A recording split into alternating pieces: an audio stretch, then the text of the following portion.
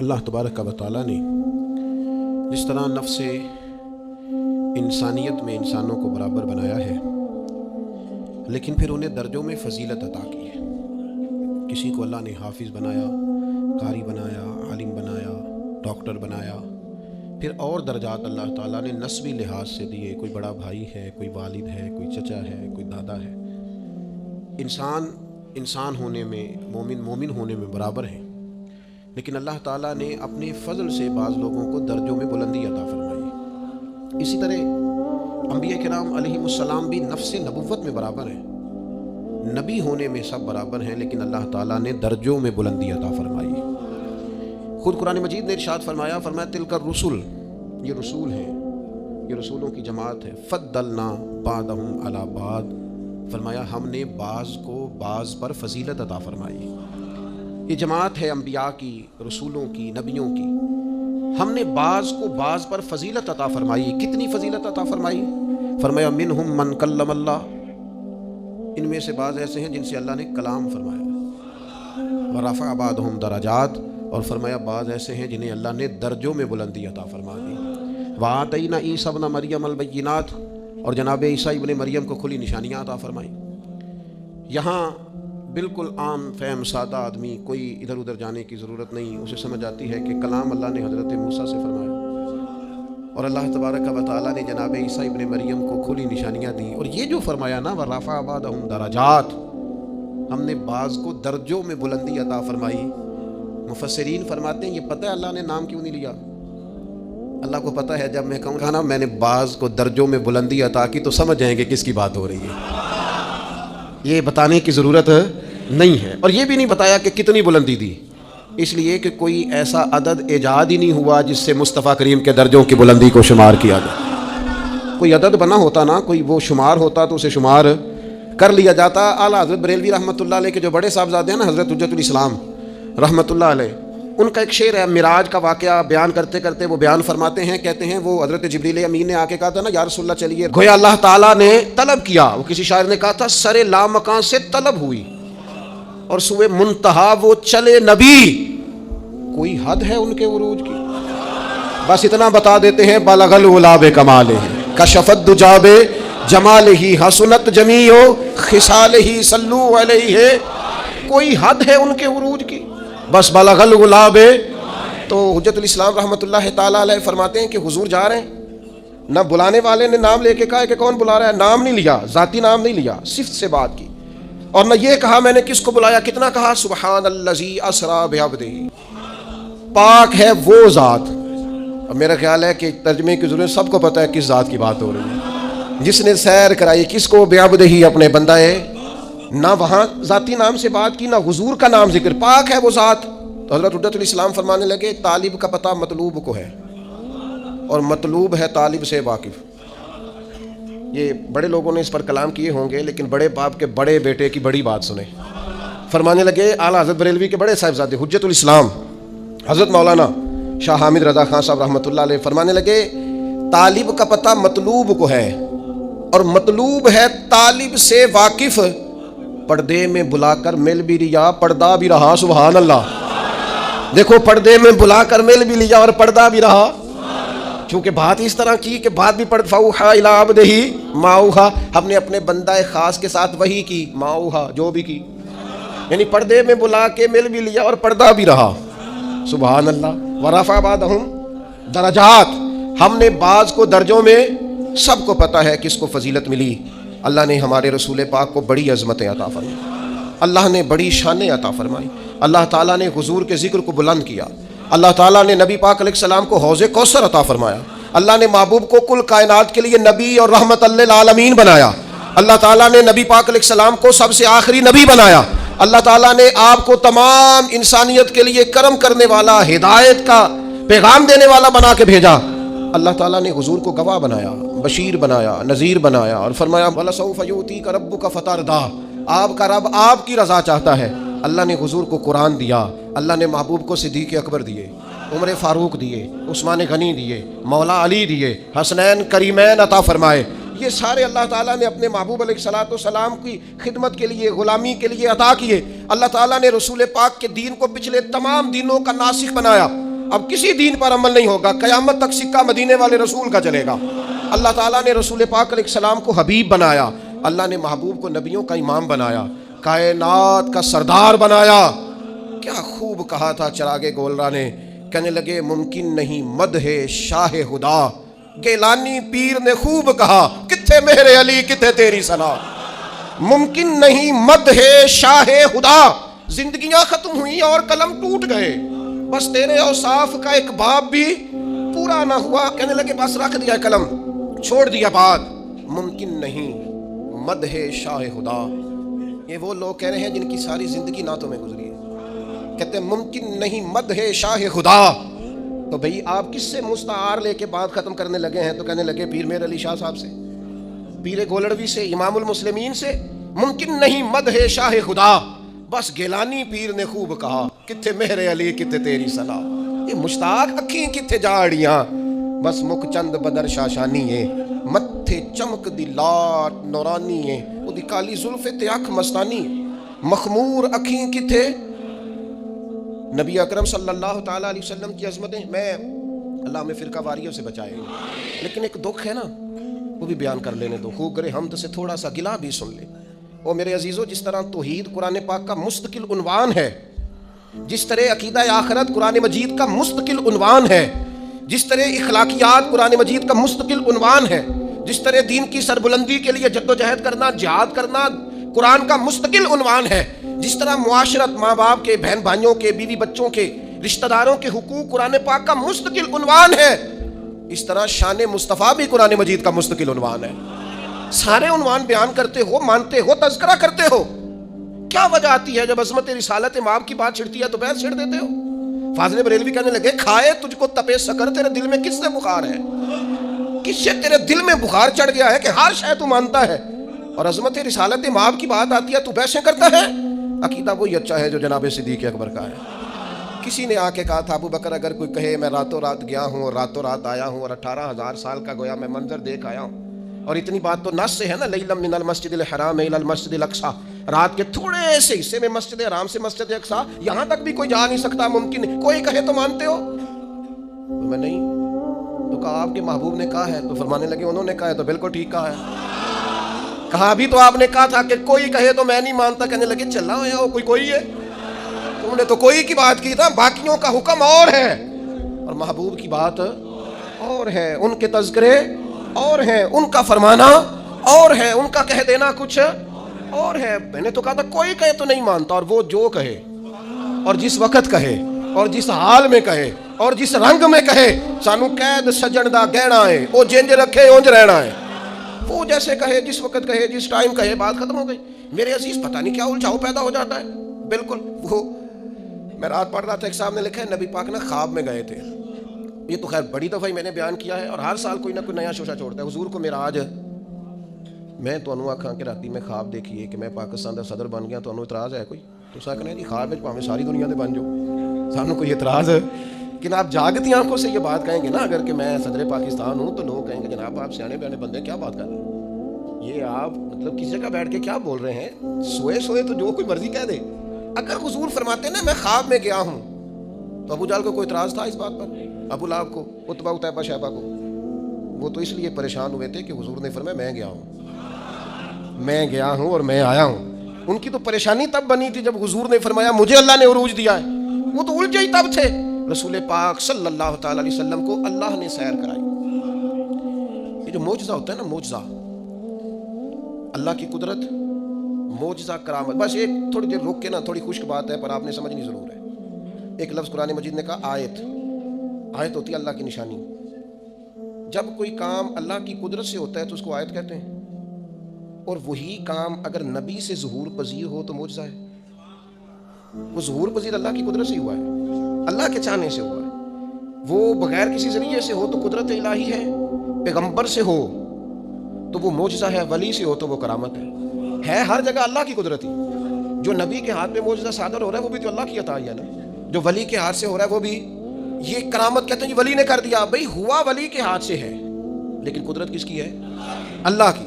وہ ہمارے سلطان الواعظین رحمۃ اللہ علیہ اس طرح سمجھایا کرتے تھے، فرماتے تھے ہے دودھ ہی، لیکن اگر اسے جاگ لگا کے نا لسی کے ساتھ جما لو تو دہی بن گیا، اور اگر ہڑک لو نا تو لسی بن گئی، اور اگر اوپر سے تھوڑا سا اتار لو تو مکھن بن گیا، اور مکھن کو گرم کر لو تو اصل میں کیا ہے؟ دودھ۔ تو فرمانے لگے در اصل پیچھے کار فرما کیا ہے؟ دودھ۔ کہتے ہیں آپ کو بندہ کہتا ہے نا جی میں دودھ کا تو اقرار کرتا ہوں، مکھن کو نہیں مانتا، میں دودھ کا تو اقرار کرتا ہوں، لسی کو نہیں، میں دودھ کا اقرار کرتا ہوں پر میں نا گھی کو نہیں مانتا، تو اس بیوقوف کو کہا جائے گا لسی کا انکار بھی دودھ کا انکار ہے، اسے کہا جائے گا مکھن کا انکار بھی دودھ کا ہی انکار ہے، اسے کہا جائے گا یہ جو تو انکار کر رہا ہے نا گھی کا، یہ بھی دراصل انکار ہے۔ او خدا کے بندے، ولی ذاتی طور پر تو کوئی طاقت رکھتا ہی نہیں، ولی کی کرامت بھی اللہ کی قدرت، نبی کا معجزہ بھی اللہ کی قدرت۔ اب آپ واقعہ معراج کو دیکھیں، نبی پاک نے کب کہا میں گیا ہوں؟ پہلا دعویٰ تو رب کریم نے فرمایا سبحان الذی اسریٰ بعبدہ، میں نے سیر کرائی ہے اپنے بندہ خاص کو۔ خبردار، حضور کے معجزہ معراج کا انکار نہ کرنا، یہ رب کی قدرت کا انکار ہو جائے گا۔ خبردار، اس بحث میں نہ الجھنا کہ وہ منامی تھی، وہ تو 34 بار ہوئی، وہ تو خواب میں حضور گئے تھے۔ وہ خدا کے بندے خواب میں تو جانے محبوب کتنی بار گئے، لیکن یہ جو معراج ہے نا حضور کی، یہ معراج حضور جسم کے ساتھ روح کے ساتھ گئے۔ اور پھر معراج کی حکمتیں لکھی ہیں علماء نے۔ کبھی کبھی نا دل بڑا اداس ہو جاتا ہے، اور اگر انسان کسی منصب پر فائز ہو نا تو سب نے تو اسے آ کے دکھڑے سنانے ہوتے ہیں، تو وہ کس کو سنائے؟ کچھ لوگوں کے ذمہ ہوتا ہے دست شفقت رکھنا، انہیں سب پہ رکھنا ہے، تو وہ اپنا حال کس سے بیان کریں، کس سے کہیں؟ نبی پاک علیہ الصلوۃ والسلام طائف گئے تو طائف والوں نے 10 دن حضور نے قیام کیا تو انہوں نے پتھر مارے، اور حضور واپس تشریف لائے، اور ایام وہ تھے کہ جناب خدیجہ بھی وصال کر گئی رضی اللہ تعالیٰ، حضور کے محبت کرنے والے چچا ابو طالب بھی انتقال کر گئے۔ دن غم کے، اور امت ہدایت پذیر نہیں ہو رہی، اس طرف نہیں آ رہی، یہ نبی پاک کے قلب اطہر پر بوجھ، اور حضور علیہ الصلوۃ والسلام ظاہری طور پر غم زدہ، تو حضور تو سب پر شفقت رکھنے والے ہیں، تو محبوب کس سے بات کریں؟ تو رب کریم نے حضرت جبریل کو بھیجا، فرمایا محبوب کو لے آئے۔ اس حالت میں جب کیفیات یہ تھیں تو اللہ نے اپنے محبوب کو معراج عطا فرمایا، اور رسول رحمت صلی اللہ تعالیٰ علیہ وسلم کو اللہ تعالیٰ نے اپنے حریم خاص میں بلایا، اور محبوب کریم علیہ السلام کو اللہ تعالیٰ نے وہ تسلی دی کہ اِنَّا فَتَحْنَا لَكَ فَتْحًا مُبِينًا۔ پھر دنیا نے دیکھا کہ پورے روبے زمین پر اللہ نے رسول پاک کے دین کو غلبہ عطا فرمایا۔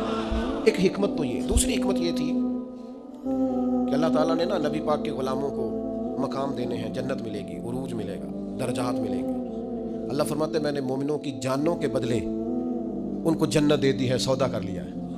تو وہ جو محبوب پاک نے غلاموں کی جانیں وہاں دے کے اللہ تعالیٰ سے ان کے لیے جنت لی تھی نا، فرمایا لِنُرِيَهُ مِنْ آيَاتِنَا، محبوب ذرا میری نشانیاں دیکھ جائے نا، تو حضور پھر دیکھ کے آئے اور آ کے بتایا، فرمایا عمر میں نے تیرا گھر دیکھا ہے جنت میں، یہ اس عمر کا گھر دیکھا ہے جنہوں نے زندگی ساری زمین پہ سو کے گزاری، میں آپ کا گھر دیکھ کے آیا ہوں جنت میں، اور دروازے پہ حور بھی بیٹھی تھی۔ حضور فرماتے میرا دل کرتا تھا میرے عمر کا مکان ہے اور بڑا شاندار ہے، میں اندر سے دیکھوں، پھر میرے دل میں خیال آیا کہ عمر غیور آدمی ہے، کہے گا محبوب کا اپنا ہی بنایا ہوا قانون ہے، جس کے گھر جاؤ اس کی اجازت سے جاؤ۔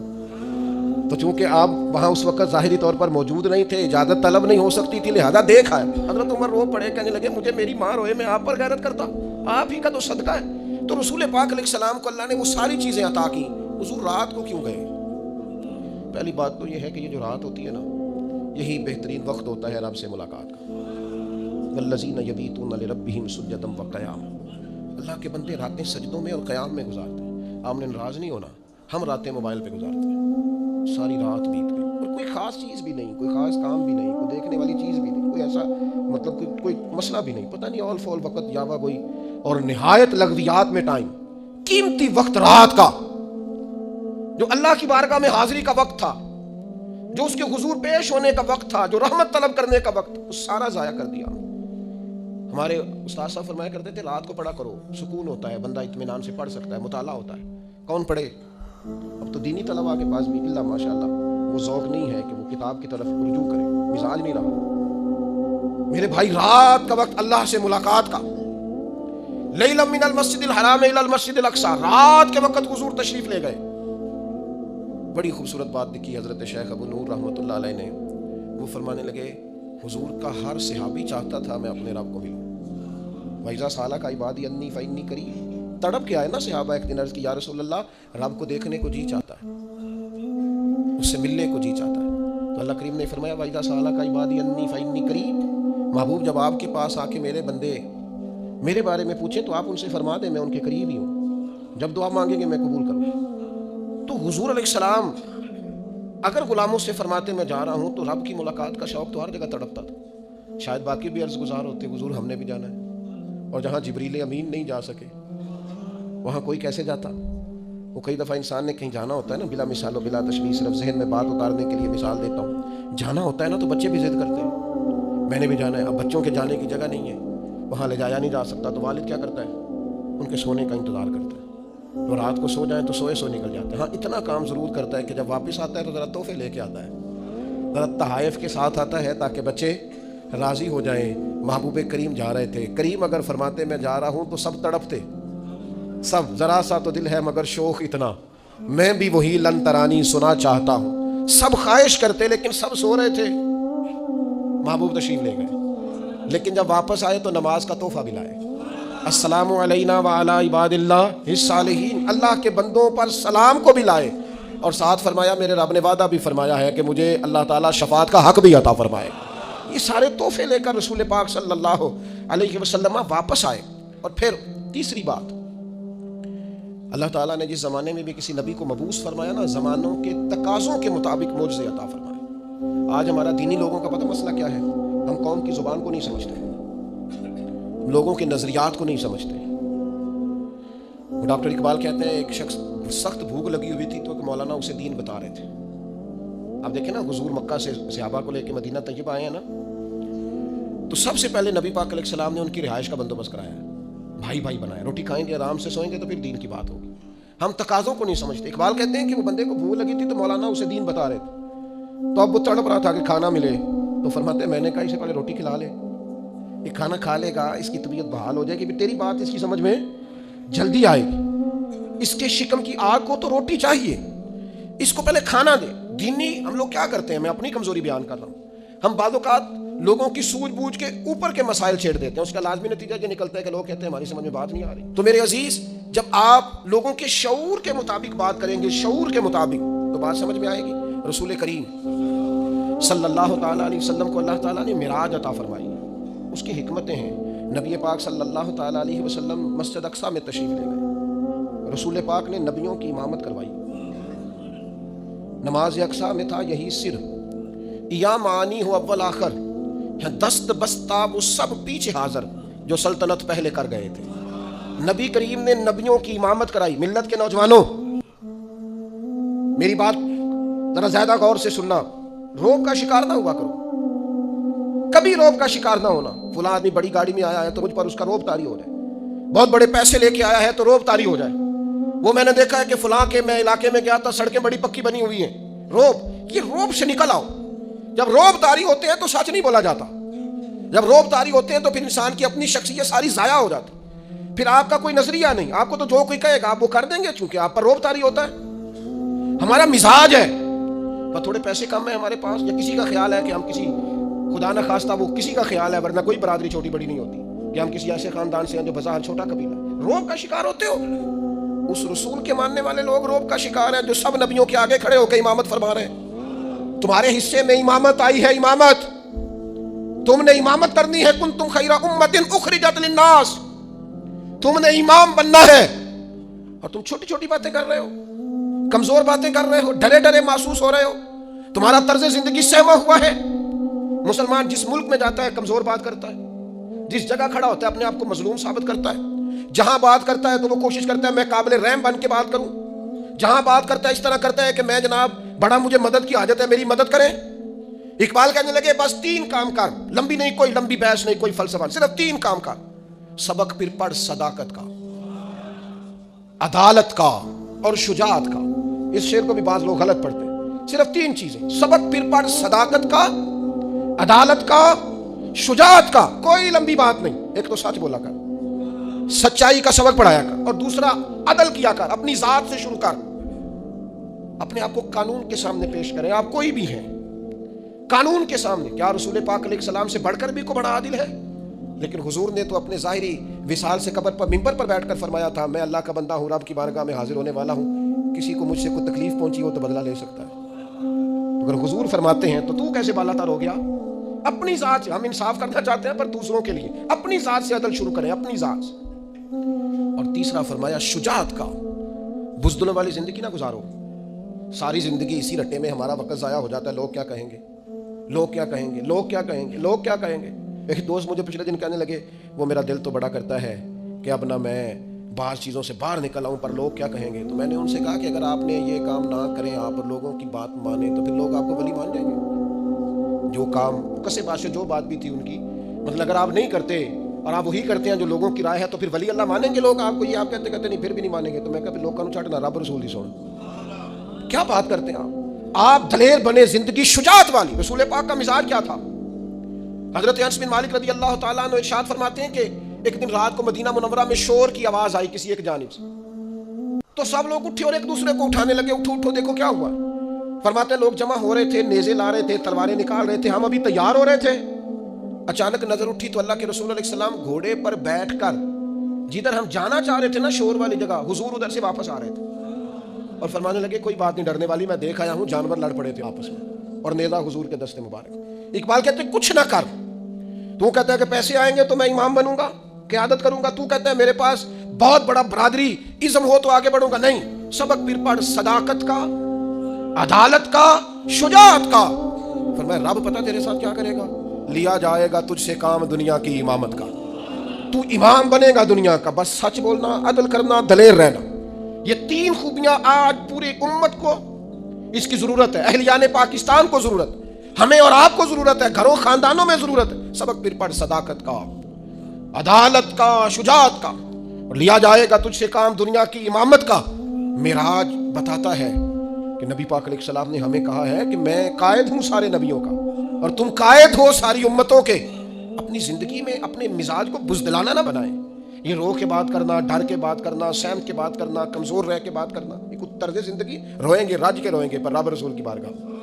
باقی زندگی دلیرانہ گزاریں، اپنے مزاج میں طاقت پیدا کریں۔ ایک بات معراج کے مسئلے میں آپ کی خدمت میں ضرور عرض کرنا چاہتا ہوں، یہ جو معراج ہوتی ہے نا، معراج، یہ جو عروج ملتا ہے یہ انسانیت کو ملتا ہے۔ فرشتے تو ہیں ہی وہاں، جو درجے بلند ہوتے ہیں نا، فرشتوں کو جو درجہ ہے وہ ان کا متعین ہو گیا ہے۔ یہ جو درجوں میں بلندی ہوتی ہے یہ مومنوں کی ہوتی ہے، یہ درجات میں بلندی صلحاء، اتقیاء، صوفیاء، شہداء اور انبیاء کی ہوتی ہے۔